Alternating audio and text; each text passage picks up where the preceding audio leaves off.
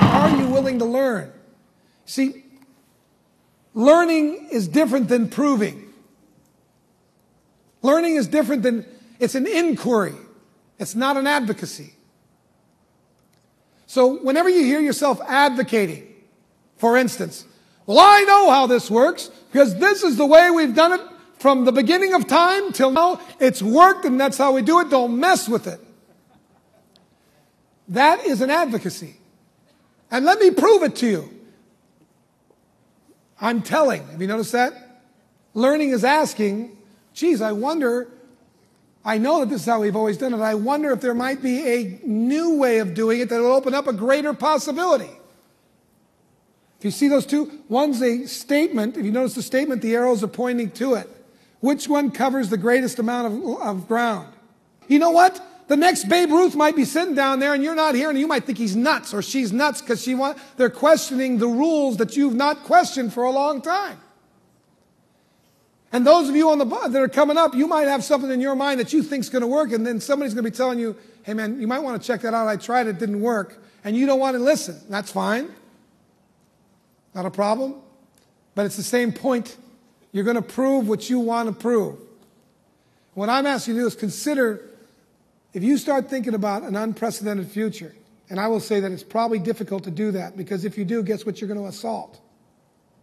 When you start thinking of an unprecedented future, what do you think you'll be assaulting? What do you think will be threatened? Anyone? The security of what you know. So it's something that one has to think clearly through. But in order to think clearly through it, I've got to be willing to question what I have accepted as so for so long. And I have to be in a state of gratefulness. You see, gratefulness comes from realizing that I don't deserve anything I have, really. It's like, and it's not going, we're all, you know, the one constant we all have is we're not getting out of this alive. Attitudes determine what we're going to be looking at. So if you're not seeing possibilities, may I ask you, may I invite you to begin to think about your questioning. Like, are you really asking yourself about your attitude? When somebody's talking to you about the business and you feel yourself resisting because you don't think you can do it, or you think they want more from you than you can really put out, or you just don't have the wherewithal, the energy, the kids, you know, the circumstances. That's the perfect time to stop and look at your own attitude and rethink how you're talking to one another, how you're talking to yourself, and therefore how you're talking to others.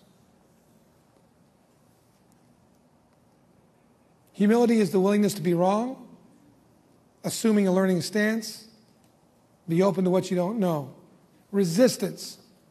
Resistance is when you say, this shouldn't be, because your past tells you something else should be there from the past.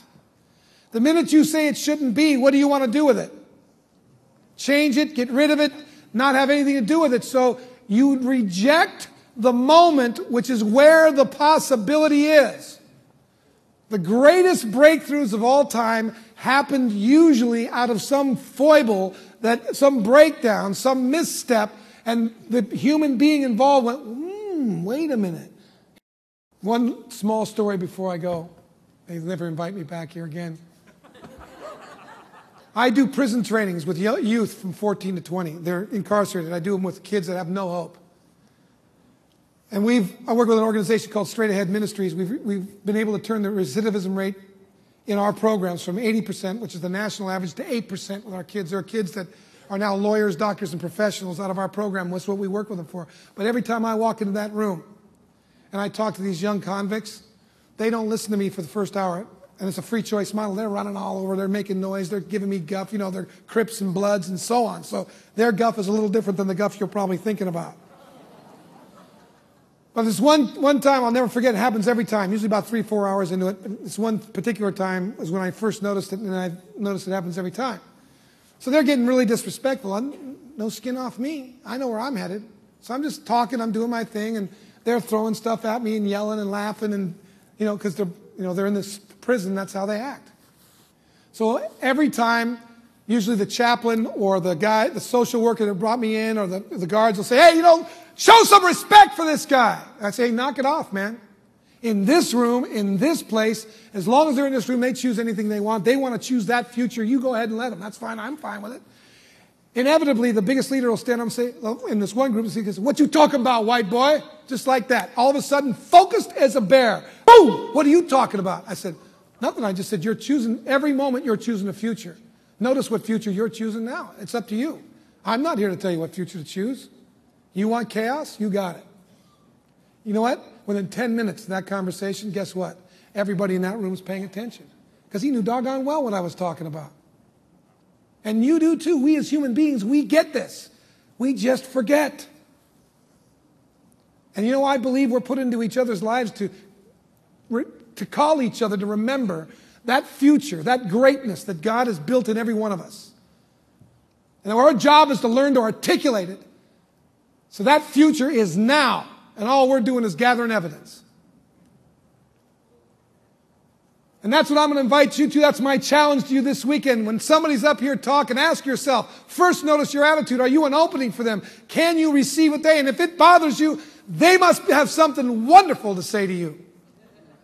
Especially some of these, gems that come up here. Listen. Question. Question yourself. Question the rules. See what opens up. Participate fully. Don't be afraid to ask. Make the wrong question. I just want to thank you. I got to get out of here before they start throwing things at me. I want to thank you so much. Bless you.